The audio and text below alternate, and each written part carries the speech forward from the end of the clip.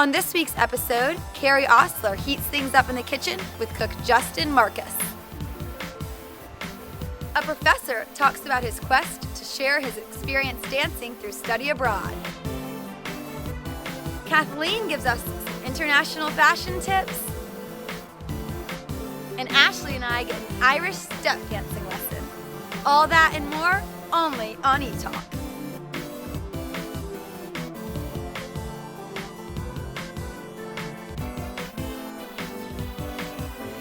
Hi everyone, and welcome to ETalk's special episode celebrating international culture. I'm Caroline McSwain here with Ashley McGettrick and Grace Baldridge. We have to make it all the way around the globe, so let's get started. But first, we took to the streets to ask Elon students which international figure they admire most. Okay, I think I have two. Probably Princess Kate Middleton or Messi, the soccer player from FC Barcelona. Maria Sharapova, just because I'm a tennis player and I think that she's done a lot for our sport. I would say Nelson Mandela, and I think for me, that's more close to me because I studied abroad in South Africa, and you can still see the disparity there, even though he came to power in the early 90s and made a lot of strides for change. There's still so much that needs to be done, and I think that needs to make everyone aware of how far our world needs to come in terms of equality and peace. Probably Mother Teresa, just because of how giving she is and the example she sets for all of us, I think. So pretty interesting stuff. How would you guys answer that question? Well, I know somebody who maybe is not typically, I don't think we see her in the media for doing this, but Selena Gomez is really big on UNICEF and is always promoting them, doing their commercials, their web advertisements and all those things. So I think that's a good message that she's spreading, and she's always all about the kids, even kids who aren't less fortunate. And I think that's a good charity that aligns with her values, and it's an international charity too, so very appropriate. And I think she's a good role model overall. Mm-hmm. Yes, I really think so too. She's a class act. Yes, I think so. Another class act that I think is a really good international figure is Carla Bruni. She served as the first lady to France. She was married to Nicolas Sarkozy, and even though people I like how you said that. Nicolas nice. Sarkozy.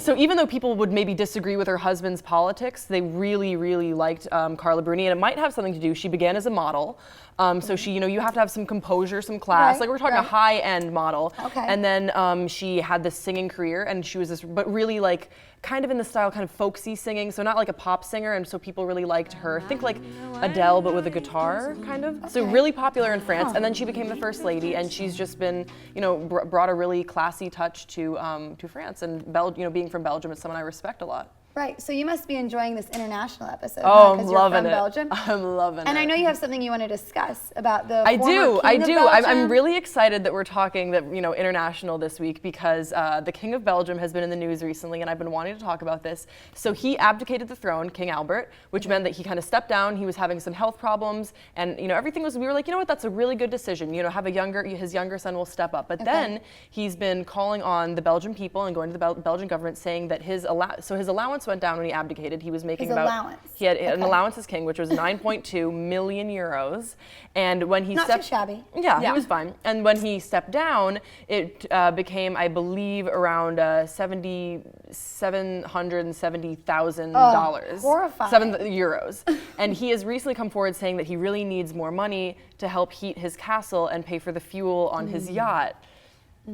Belgium, I love my homeland, but this is ridiculous. I think it's understandable. Those castles, they can get drafty, I think it can get kind of chilly in there. I think it's a reasonable request. I'm just kidding. My thing is, how do you even phrase that? How do you go about thinking that's a reasonable request?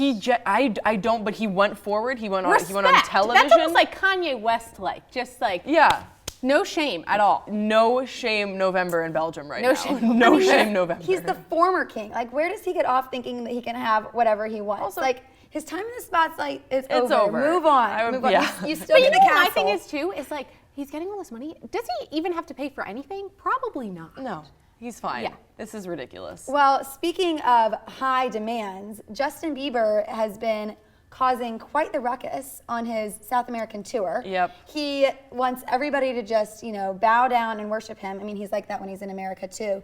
But he has been causing so many disturbances over there. He was caught doing graffiti. He was caught in a brothel. Soliciting a prostitute. Yeah, he was caught disrespecting the flag, all this stuff. Like, have you guys heard about this? Yeah, and even if you don't even watch the news, he Instagrams it enough that true. Like, you're incriminating yourself. I don't understand how this kid gets away with it. Like, I don't know. It's ridiculous. it's disgusting. It's 3 countries, 3 scandals. So he was in Colombia, and there was the graffiti. He was in Brazil, he got a prostitute. He was in Argentina, and he kicked their flag on stage. Yeah. Actually, it wasn't even kicking. He was like dragging it across the stage with his foot. And if you watch the video, you can hear the fans being like, "Oh yeah, there's the Argentinian flag on the stage. Oh no, what is he doing to the flag?" I know. This guy is always getting into trouble. I feel like every single week we're talking about the Biebs. And now internationally. Speaking of international, send him back to Canada. That's what I have to say about people. I know. Okay. But Ashley, you had something you wanted to bring up as well. Yes, so I know a lot of times we talk about Hollywood movies. So being appropriate this week, I thought I'd bring it over to Bollywood. Oh, yeah. And there's this new Jai movie. Ho. And it's it's all about the goddess Devi. And there's this huge scandal, and that the whole delay of the release of the movie has been put on hold because people are so offended that they would ever present Devi in this light. Now, my question is, I think it's just so funny that the most scandalous movies in Hollywood make the box office, and those dates are pushed forward. But in other countries, they're pushed backwards. But rarely are those movies religious. The Passion of the Christ wasn't that popular. I think that religion's still made a a lot difficult. of money though. I think with this one you have to go with the old adage: all publicity is good publicity. I feel like maybe it's different when you're right when it's more of a sensitive topic. But we could talk about that forever. I think we'll have to talk more about that later. But coming up, we're taking our taste buds on a tour with an international cook-off. Stay tuned.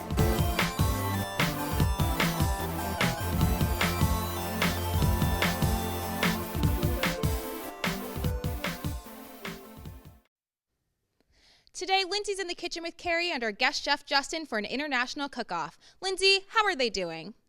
Thanks, Jordan. I'm in the kitchen here with our 2 competitors, Carrie and Justin. Carrie is actually one of our hosts on ETalk, and Justin is in the cooking club.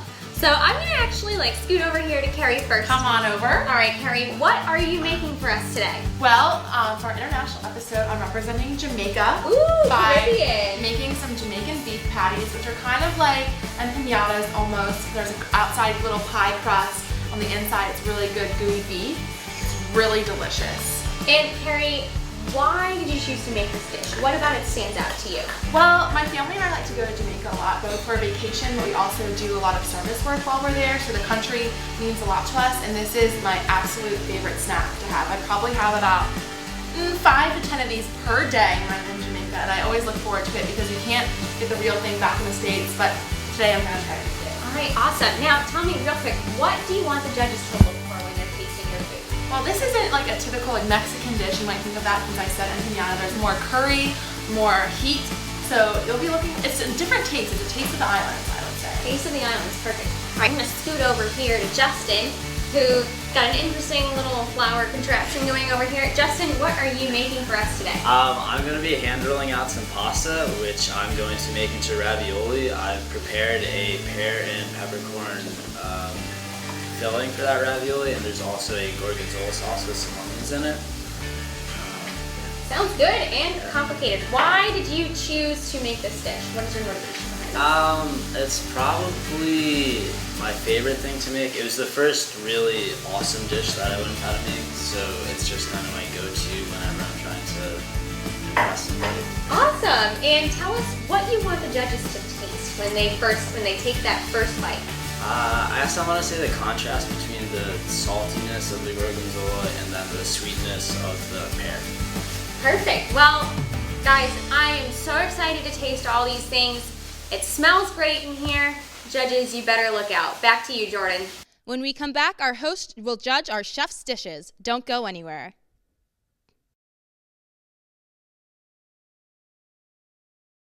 Welcome back. We're here with Caroline, Ashley, and Grace, who get to taste these delicious meals. Carrie, what do you have for us today? Today I have a Jamaican beef patty, which is a savory puff pastry on the outside and a curried beef on the inside. Well, thank you so much for making that. I'm gonna let the judges deliberate, and then we'll let you know our results. All right, enjoy. Thank you, Chef. All right, let's dig in. So let me know what you guys are tasting right now. You guys are so eager. The meat is so juicy and flavorful. Honestly, it's amazing. And the curry, you can taste the curry, but it's not too spicy. It's not Not too overpowering. spicy, good. Because when I hear curry, I think spice. You disagree? It's not overpowering, I don't think. I'm kind of waiting till I'm out of the shot so I can kind of. You don't like it? so hard. You don't like it? So I think hard. it's amazing. No, you know, I think I have a predisposition. I'm the pickiest eater in the world, so I am kind of. Oh my God, I'm that's a so good. harsh I'll take critic. yours. Okay. Yeah, seriously. I'll go for it. I mean, I know Carrie is a Not really for good me. chef, and I think this, I was worried that it was going to be too gourmet, to be honest, because I know a little bit about her cooking background, but I think this is so good. I think the meat, as I said, was so juicy, so flavorful. I could have used more pastry, I'm being honest. I Really? could have used Pastry? it more. The pastry was so good, though. I The love the pastry was flavoring, yeah. delicious. I just wanted more of it. Yeah, that's true. A little more would have been good. I can smell it from here. It smells amazing. I think next up we're gonna try out Justin's meal. So I don't know Justin, how anything could top that, though. we'll see. So Justin, if you want to come back out here, and we will see what you can bring out. Ooh, kiss the cook. I think I will. He's cute. Oh, is ETalk gonna turn into a dating show right now? What's going on? So what do you have for us? So today what I made you guys, it's a ravioli. Inside it there's pear and parmesan, and the sauce that is on it is a blue cheese and onion sauce. Wow, that sounds absolutely delicious. So Yeah, we'll let it's you a know. great combination of salty and sweet. Well, thank you very much. We're gonna let our judges deliberate, but thank you. Oh, Caroline's in love. Thank you so much, Chef. Thank you. See you after the show. I'm excited to hear about this pear and Parmesan cheese combination. How is it tasting? Okay. This is the best thing I've had in life. Really? This is seriously so good. So basically, Caroline, you really need to kiss the chef so that we can have him make this for ETalk all the time. Oh my gosh, Wow. that's really good. I The depth of flavor. Really? See, that Wait. was good, but you know what? Okay, if you're not gonna finish Wait, that, I no. will.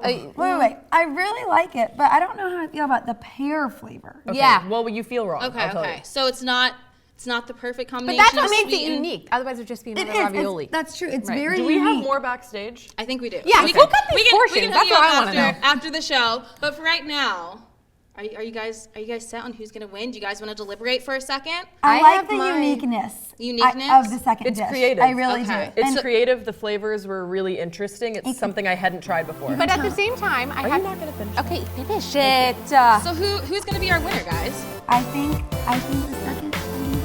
I mean, I respect Carrie. I feel like she went out of her comfort zone, but you know, you can't go wrong with ravioli. Ravioli. Okay, so congratulations to Justin, our winner. So thank you very much for cooking that for us.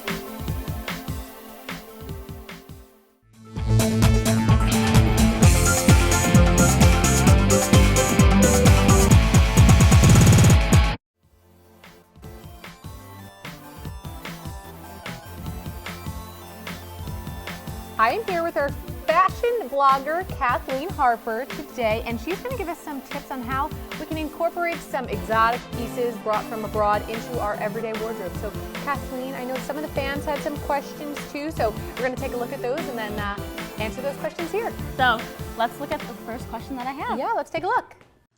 Hi Kathleen, this is Jordan. I had some questions about some awesome souvenirs that I got while I was abroad in South Africa. I got this great pair of earrings, and I also got this great set of 3 bangles. I love the jewelry so much because I think that it really signifies how much fun I had while I was abroad. But I also would really love to learn how to incorporate it into my everyday wardrobe. If you could help me out, that would be amazing because I would love to walk around campus rocking these awesome accessories. Thanks.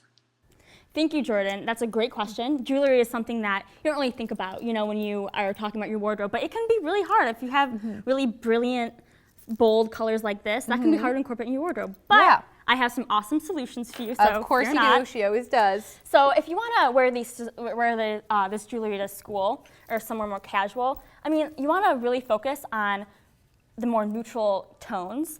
Earth tones, black, white, that's kind of what I mostly have here today. Or if you can, like there's this green color in here, that matches perfectly with a sweater like this. Oh. So you can really play up the color in your bracelet I like with that. what you're wearing on the outside. So you can either go neutral or not, your choice. You know, and of course red will go with anything. And you really want these pieces to stand out. You want it to be kind of a conversation starter because they have a story behind them. You know, you were somewhere really awesome, and this is something that really shows the culture of another place. Cool. I mean, look at that. These look Yeah. great paired with that. You know, and some jeans like you have behind you, even a skirt. So, what if I wanted to do this? Now, this is kind of fun, but could you wear this in a business type I'm setting? glad you asked. Absolutely. Okay. Just pair it with an LBD, just like this. An conservative, LBD. A little black dress. Oh, perfect. I would have never thought of that, actually. Absolutely. Look at perfect. And this can I kind love of that. be another great thing if you have an interview. It's, like I said again, a great conversation starter. So, Right, where'd you get that? South Africa. Let me tell you about it. Cool. Now, what I know we we talk have about. a lot of questions from a lot of people, so let's take a look at our next viewer question. I got this kimono in China, but I just have no idea where to wear it or what to pair it with. Thank you for that awesome question. This is a very We are getting unique more and piece. more exotic, I feel like. Look at this. Very beautiful, very authentic, obviously. Now, this is the kind of piece that you don't really need much styling for. When you wear this, this speaks it all. You know, this is a statement in and of itself. You don't really want to gunk it up by adding anything else. So this is a formal outfit that you'd wear to maybe a wedding or a certain occasion like that. However, now, yeah, you know, you said it speaks for itself, but for me, it might speak a little too much, you know? So what are ways that we can kind of make it a little more cash? so if you want to kind of throw something on that's similar, like this one, this is from China as well. Okay. From our same Now, this person is asked not the a dress, question. let's clarify, correct? No, This is I a- would treat this Okay. as another a little short. like a tunic or a cardigan, any kind of blazer that you have already in your closet. So if you can hand me those leather leggings over there on the Oh, side, leather you can really leggings. kind of edge it up a little bit and make it very modern and very American by adding some Oh. leather leggings to it, just like that, or some let's skinny see. jeans and boots. That would look awesome. And underneath it, since it's a little bit open, you can put a black V-neck underneath and leave it. You don't have to tie it up. You can leave it open, leave it loose. That kind of makes it more casual. You can even put it with a dress, a skirt. We have this little pencil Perfect. skirt up here.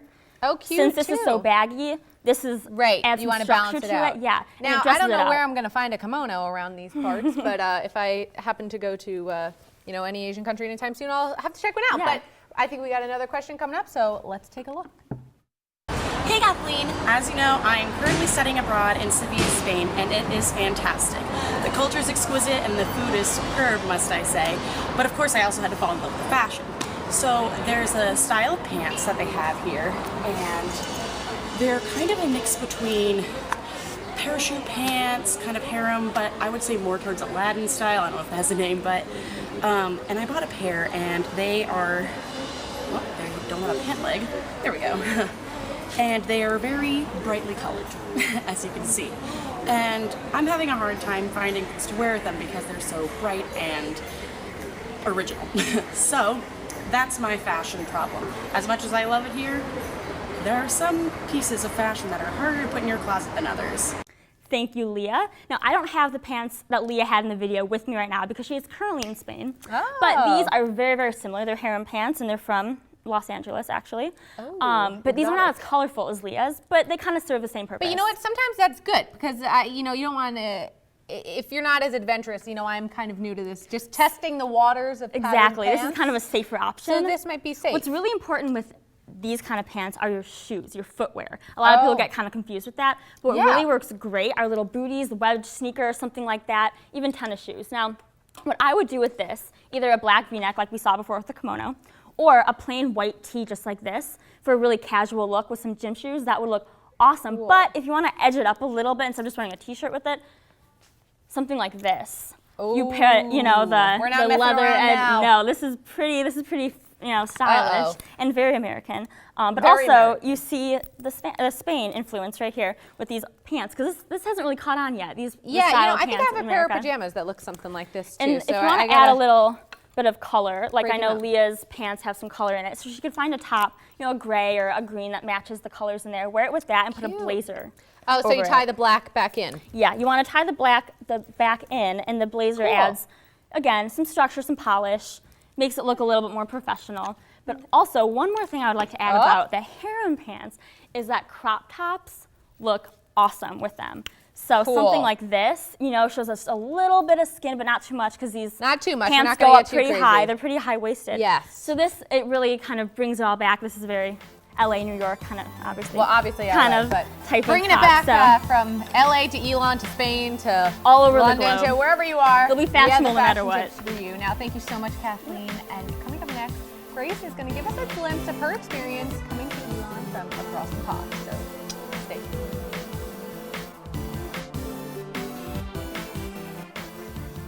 So this being our international show, ETalk thought it might be appropriate that I share some words on my transition of coming to the US. So to explain why I'm coming to the US, it's because I'm originally from Belgium. So let me explain why I don't have an accent. I know it's very disappointing that I didn't come out here and talk like this. I know that would be much more interesting, but my parents are American, so I spoke English at home, and it would be very weird if I did this and then spoke English at home with my parents, but in any case, just roll with it. I promise I'm still interesting. Anyway, I came to the US for university, so I was 18 years old, and I came speaking with an American accent, thinking that this transition would be totally fine, seamless, everything would be cool. What I didn't account was that I wouldn't know any of the slang words. So I knew what orange juice was, I knew what it meant to, scrape your knee, and I knew what shoes were and all those words, but I didn't know slang. And the way that I learned slang to prepare to come to the US was through rap music on MTV, which led to some interesting problems, a story that I like to call the homie story, which I think illustrates my transition to America very well. Here's what happened. I came to the US knowing really only some rap lyrics and just having my American accent with me, and then I would go into class and I would hear these people talking to each other, and they would throw around the word homie and home slice, and I'd heard that from a T-Pain song, so I thought, okay, this must be some form of greeting, this is appropriate, this is what Americans do. This is not what Americans do. So what would happen was that in class, my professor, would say, hey, Grace, how's that paper coming? And I, assuming that this was, how you talk to the people, this is how you be buddy-buddy, be like, well, homie, I'm working on this paper, home slice. I will get it to you hot diggity in a second. And it was incredibly strange because I had an American accent, so he just thought I was making fun of him, and he would be like, I'm just gonna really need you to stop calling me homie. So that was one of the first instances that happened. The second was that I wasn't familiar with American holidays. In Belgium, the holidays that we have are kind of basically just bank holidays, and then you have Saint Nicolas, which is like kind of Christmas. It's a huge downer, don't look into it. And like a carrots and a donkey and some shoes. Christmas is way better. And then you have Thanksgiving, which was wonderful, but then you also have weird holidays like Labor Day. Now, I didn't know what Labor Day was. How was I supposed to know what Labor Day was? But we're going around the class, I guess it's in September. Don't quote me on that. Sometime in September, they're going around saying, well, we have the day off of school, so why don't we talk about what Labor Day means? We're not just having this vacation here, just share it with us. And so I immediately assumed that Labor Day is a holiday for pregnant women, which it is not. So I'm saying, I think it's great that we have this holiday because my mom was in labor for so long. Very, very much confusing the rest of the class. In any case, finally, I make my way to Elon after transitioning to a bunch of different schools, and I'm happier than ever. So what I'm trying to say, homies, is that it's been a great ride, and this is going to be a wonderful international episode. So coming up, we have the inside scoop from some Elon African dancers traveling to Ghana to perform their work. Stay tuned, homies.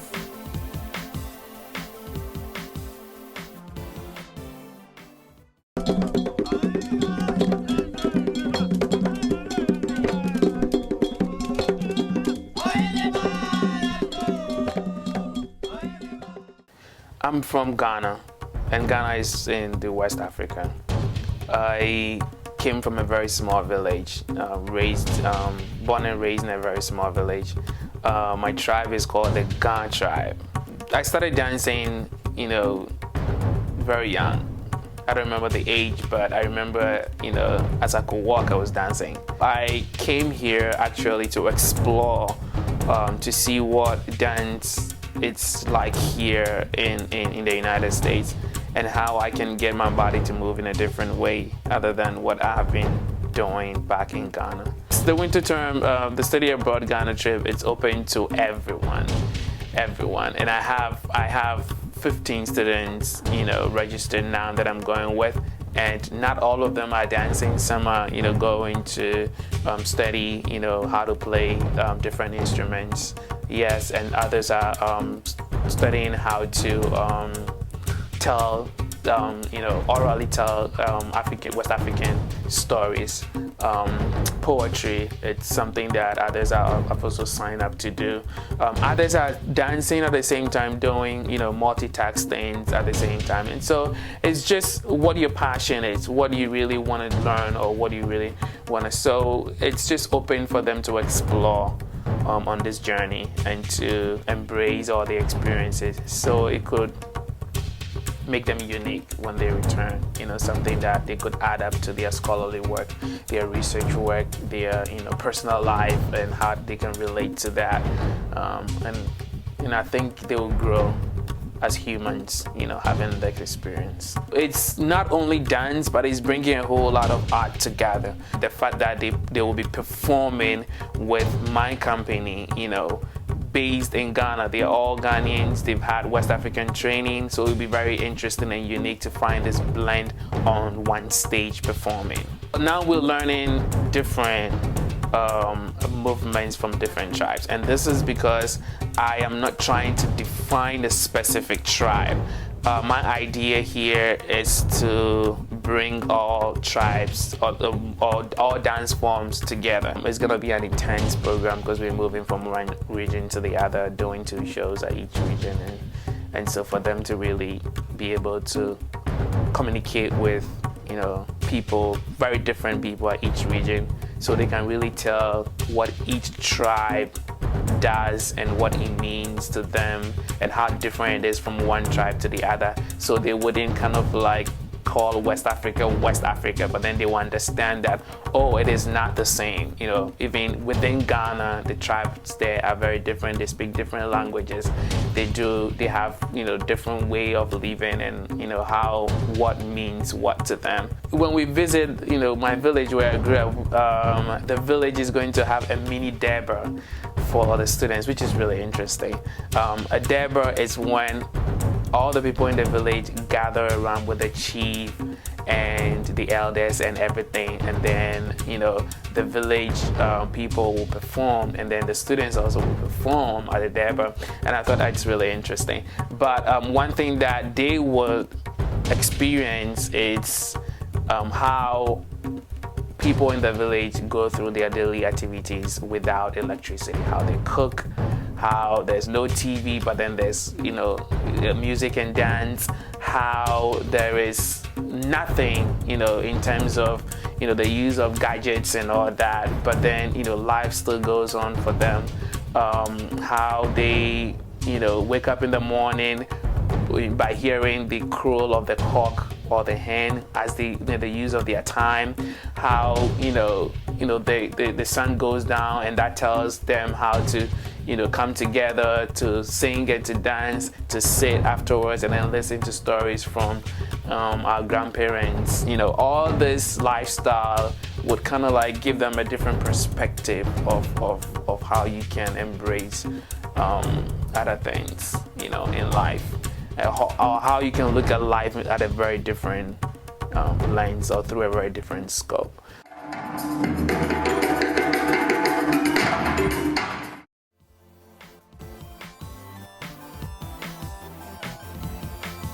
We're here with Irish step dancers Carrie and Catherine, and we're gonna learn a few steps. I know I'm a little nervous, so what do you guys have to show us today?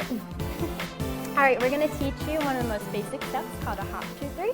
Doesn't sound very basic. Okay, yeah, I don't think I came dressed appropriately, but okay, I'm ready. What do we do? Okay, so put your feet in a V. Oh God, even that's kind of hurt. Then move your right foot forward. Okay. And you have to have a dancer's posture, so give a good thumbs up. Okay. Put your thumbs down. Okay. Raise your arms over your head and back down, and arms by your side. Point your toe. Oh God. Okay. Point your toe. Okay. And you're ready to start. So from we here, haven't started yet? oh God. So from here, you're going to lift your front leg that's pointed. Again, not just appropriately. And you're gonna hop onto it. And then, so try to balance. I can't really balance either. You're gonna step your left foot in front. Okay. And then you're gonna tuck your right foot in behind. And that's it. Okay. Manageable, I guess. I probably don't look very Okay, I don't know how but these like pop stars dance in like those high heels and stuff because I'm having difficulty doing this right now. That takes a lot of skill. I'm feeling you guys do it a lot more smoothly. Well, we're not dancing in high heels either. Yeah, no, I'm just saying that was a little choppy, right? How do you really do it? These are called gillies. Okay. So it's a traditional Irish dance shoe, kind of likened to a ballet slipper, but a lot more. We'll have to get some of those. Complicated. Yes. Are those comfortable? Not at all. Okay. That makes me feel feel better. Okay, so. Try it again? Yes, Okay. I'm ready. Starting from here. Right foot in this front. way. And here. Thumbs Oh, up. wait, what? Up. We're God. at the thumbs up stage. Okay. Thumbs up. Thumbs up, Okay. thumbs down. Roll your arms back. Okay. By your side. Point your toe. And now we're we're gonna ready try to go. the whole step through one more Oh, time. I don't remember. Oh God, I'm freezing. Oh, Put your other Kathy, foot I'm in pressured. front. So we're The gonna whole lift up right our left foot. thing is confusing. I know, Ashley. So we're gonna lift up our right foot, Okay, foot is up. and we're gonna hop onto it, and then we're going to step our left foot in front one more time, and tuck in the right foot. And tuck it in. Yep. Okay. And that's a hop. I think I'm going to whip this out at some parties this weekend. Oh, listen. I don't know. I think this might have to stay hidden for me. I'm Irish, so this is a disgrace to my family. I apologize, but Oh, it's okay. I'm terrible at it as well. But thank you guys so much for showing us. I feel like I Yeah. can add that to my dance repertoire. You know? definitely. Now, is that going to be in our little performance you're going to show us today? Actually, yes. It is. Oh, so now we can do a little side by side, maybe of us, or maybe not. Maybe we can have a dance off. You two versus us two. Yeah. I think that would definitely be. I think we have a shot there. We have a shot. But when we come back, we are going to see a little performance by Carrie and Catherine. So don't go anywhere.